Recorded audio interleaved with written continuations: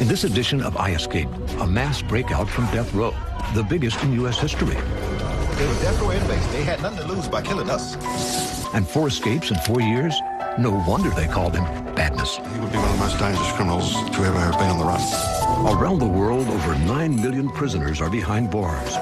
These are the stories of the few who dared to break out.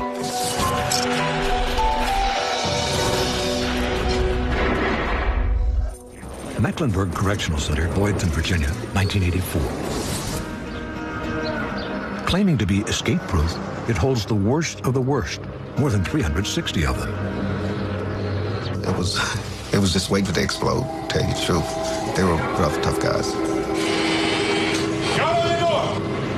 The tightest security was for death row inmates. They were just very dangerous. It was unexpected, tell them what they might do. On death row, 6 vicious killers sentenced to die by the electric chair are scheming to escape. They were death row inmates. They had nothing to lose by killing us. They had nothing to lose. Heading the escape plan, the Briley brothers, James and Linwood, serial killers. Linwood and James Briley terrorized Richmond during the late 70s with a series of rapes, robberies, and murders. Among their 11 victims, 2 elderly women, a pregnant mother, and her young son. They broke into the house. They raped the woman, shot her, shot the 5-year-old boy, and then beat the husband to death with a bed slat. The other members of Death Row 6 were equally violent. Lem Tuggle raped and murdered a 52-year-old woman, only 4 months after being released from prison for strangling a 17-year-old girl. Earl Clanton strangled his neighbor to death over $8. Willie Jungs killed and stole an elderly couple's savings, then set them on fire. And Derek Peterson shot and killed a shop owner in cold blood during a robbery.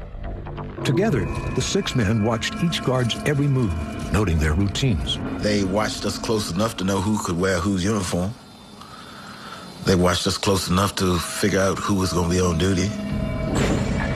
They began collecting an arsenal of weapons and even extracted radio passwords from one of the guards.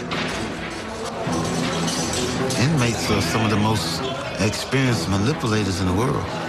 They talk to you, they question you, and if you don't watch what you say, you might tell them your whole life story. The Death Row 6 are almost set to go when some news on the prison grapevine puts them in a spin. Another gang of prisoners is planning a full-scale riot. If that happens, the prison will go into lockdown, making escape impossible. On May 31st, 1984, after months of planning, the Death Row 6 are suddenly forced into action. Late in the afternoon, all 6 men are heading out to the exercise yard. Noticing the guards were no longer taking head counts as they returned, the gang knew it was their chance to launch an escape. So while marching back into the cell block, the Death Row 6 created diversion. And one of the 6, Earl Clanton, slips into an unlocked toilet. Without noticing Clanton missing, the guards in the control room flick the automatic switch locking the prisoners back into their cells. To get Clanton access to the control room, the prisoners need to lure one of the guards out. The incessant whining finally gets the better of the guards. Okay. They just left the guard there for a split second. That's all it takes. The officer makes an ill-fated move, stepping out of the safe zone and leaving the door open. It's the moment the Death Row 6 have been waiting for. Clanton charges out of the toilet, barreling into the control room. Clanton made a big run from the guard's box, and he was turning the knobs before the guard even realized what was going on. All hell breaks loose. In seconds, both guards are overpowered. But taking over the cell block is one thing. Getting out the floodgate to freedom is a much bigger challenge.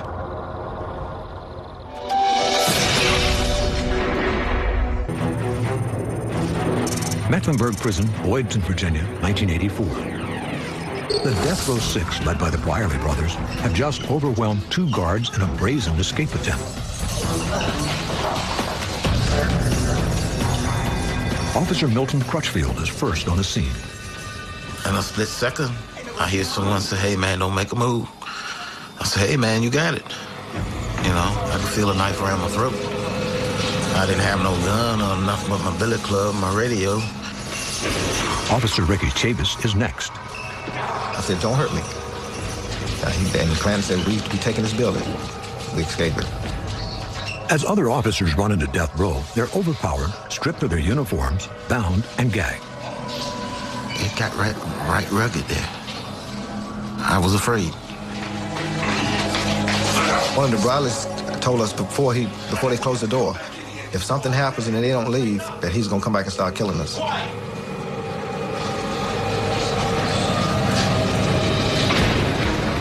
The Death Row 6 put on the guards' uniforms. One of them mans the control room. Using the prison radio and security codes obtained from a guard, he sends out a distress call. Got a 1010 in Death Row. We request assistance.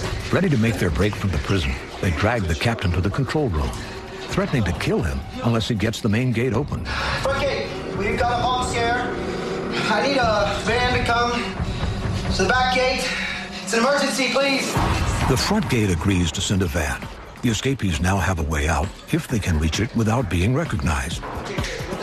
They dress in riot gear with helmets concealing their faces. To create a phony bomb, they place a TV set on a stretcher and cover it with a blanket. Can you imagine a bomb being as big as a TV and people on death row making a bomb that big? I mean, it was hilarious. 4 carry the fake bomb on the stretcher. The other 2 carry fire extinguishers. Realistic from a distance, they know their ruse isn't as convincing at close quarters. So as they make their way toward the van, they're relying on prison guards maintaining their distance. But yards from the van, a guard stumbles across them. Stop! It's a bomb! Falling for the ploy, the guard runs for cover. In seconds, the escapees are in the van, passing unchallenged through the prison gates and speeding off into the Virginia night. It was just sinking in that we'd actually got out. We was on a high like you wouldn't believe, and it was all natural. I mean, we was excited and screaming and hollering and just having a good time. In the largest death row breakout in U.S. history, 6 dangerous murderers are now on the run. Peterson and Clanton lay low in the small town of Warrenton over the North Carolina state line, 30 miles from the prison. The remaining 4 steal a pickup truck and head north to Philadelphia. Back in Warrenton, Peterson and Clanton, still in prison guard uniforms, buy some cheap liquor at a gas station and hang out in the laundromat next door getting plastered. Minutes later, the escapees are recognized by a passing patrol car. The party's over. They were arrested on the inside the building, just sitting there. Peterson and Clanton are back in custody. Meanwhile, Lem Tuggle and Willie Jones are heading for Canada. You assume they're going to go to the big cities or go somewhere where they can blend in. So never in my wildest dreams did I imagine that, these folks were going to come to Vermont. In Vermont, just 7 miles from the Canadian border, the street-smart felon's luck runs out.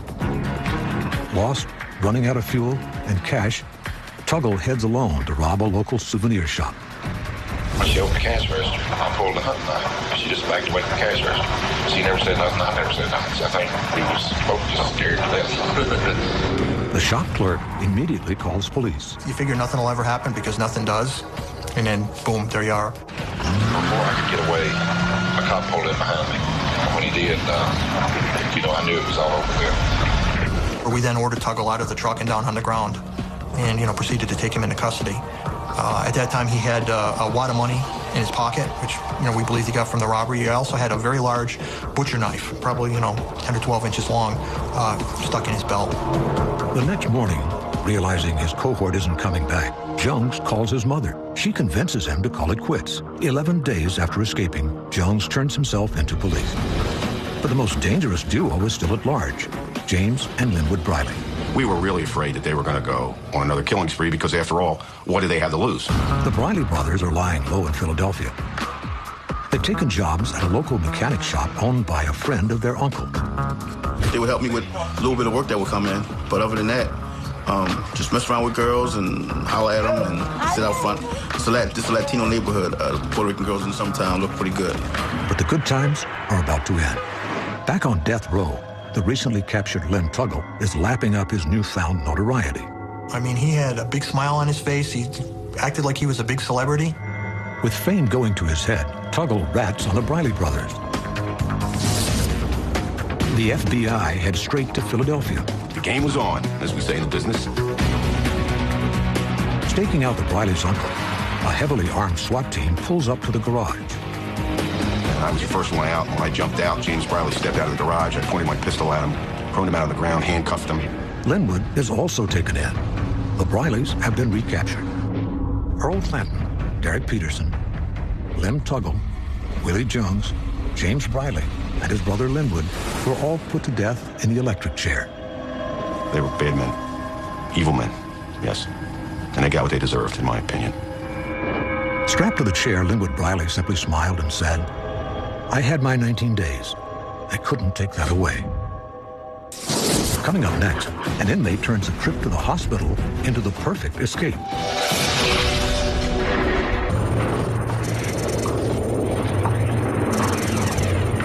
Her Majesty's Prison, Pentridge, in Melbourne, Australia.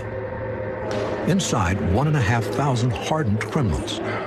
Pentridge is a horror place. It has a history of men who've been there for decades, who've been hanged, who have been left in their cells to rot. A place of torture, of beatings, of solitary confinement, of suicides.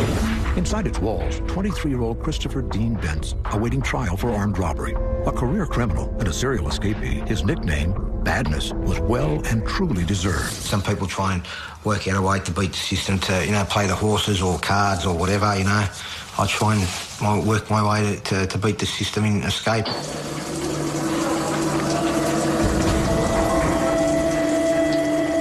On August 28, 1992, Ben's latest escape starts with a twist of fate. Next thing I know, two quick jabs. I thought I'd been punched, I nearly died, loss of blood, and the base of my spine was severed, and so was my bowel. Suffering multiple stab wounds, Benz is rushed to St. Vincent's Hospital in critical condition.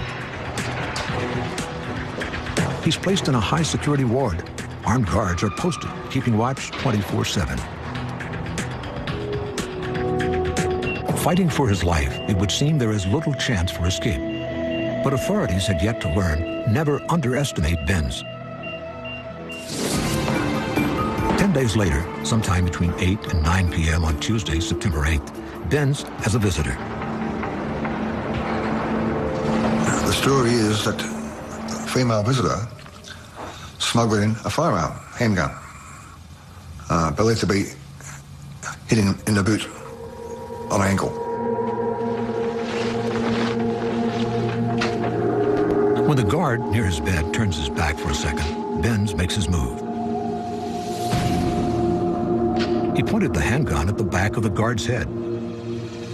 It's a traumatic situation to have a gun pointed at your head, having threats made, not knowing what might happen in the next few seconds. A few things were said. He was very, he's going to be, how can I say it, cooperative in my attempts to flee. Benz forces the guard to open the first deadlocked door. In the control room, he threatens the second guard. Thinking, my God, he's got to kill him. So he's done the right thing, he opened the doors. Then Benz enters an elevator, taking it to the ground floor, where he runs through the emergency department carrying the gun.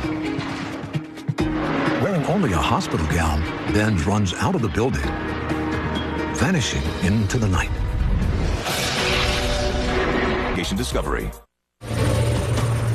In Melbourne, Australia, 23-year-old Christopher Dean Benz is on the run. A prisoner awaiting trial in Melbourne has escaped from St Vincent's Hospital's high-security ward. Police say guards were forced to open a secured door on the hospital's upper level when the man produced a revolver. Police have described him as dangerous. Police helicopter, car, and foot patrols are dispatched immediately, but they were looking in the wrong state. I was in Sydney by the next day. Too much heat for me in Victoria. I was splashed all over the news, so went there where it wasn't so tropical. 7 days after Ben's escape, police still had no idea where he was, but Ben's had a problem. I need quick money, and so I just decided to rob a bank. This gave the police the breakthrough they needed. An informant tipped them off that the bank robber was Benz. Armed hold-up squad police began watching his home in Pittwater Road, Boronia Park, near Gladesville last night. Detectives swooped, acting on information that one of the men was an escapee from Melbourne. It was prison again for Benz, this time in a different state. Parramatta Correctional Centre in Sydney, the oldest jail in Australia. Within a week I've arrived there. I'd already worked out a way to escape, you know. This time, all Ben's needs is a hacksaw blade. It was thrown over to us from the wall, over the wall. You know, we managed to thrown over a certain location at the jail. It takes him 2 weeks to saw through the bars of his cell window. At 2:15 p.m. on October 25, 1992, he lowers himself out the window with a bedsheet rope and onto the roof. But before I actually got airborne, I had to scale the razor ribbon around the thing. If my foot had got caught in that, I would have died. Benz jumps an astonishing 5 yards onto another roof. I made it. Just my imprints are on the roof to this day, on the tin roof to this day. An officer in the watchtower spots Benz and fires, but the bullet misses. Ben's sheet rope breaks and he crashes 20 feet to the ground, breaking his wrist in the fall. I couldn't feel it at the time because I'd already been shot at, you know, my adrenaline's pumping. And I was in like no man's land in the sterile zone. One tower here, one tower here. All they would have to do is spit at me, you know, like really, I'm only 10 feet from them on their walkway, the catwalk, you know. In a hail of bullets, Benz climbs the perimeter fence and vanishes for the second time in 6 weeks. He would be one of the most dangerous criminals to ever have been on the run. For 6 weeks, Benz hid out with a criminal associate in rural Victoria. It's uncomfortable because you don't know if someone recognises you. You have to be always very private, concealed, you know.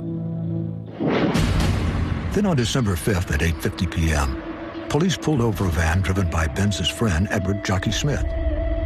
Smith tried to shoot his way out. He lived by the gun and last night died by the gun in the car park of the Farmers Arms Hotel near Ballarat. Smith was stopped by a lone police officer checking a stolen car. Drinkers ducked for cover as Smith produced a revolver and fired shots into the air. 2 hours later, police raided Smith's hideout where they made an extraordinary discovery. Christopher Dean Benz. Oh, I was ecstatic. I thought this was one of our finest moments. Bad news was to spend the next 13 years in prison. The leopard never changes its spots. I'm a leopard whose spots have faded, begun to fade. Every recidivist criminal. He's a career criminal. Christopher Benz, there's always a cell waiting for you. In April 2008, Christopher Dean Benz walked out a free man, only to return to prison 6 short months later.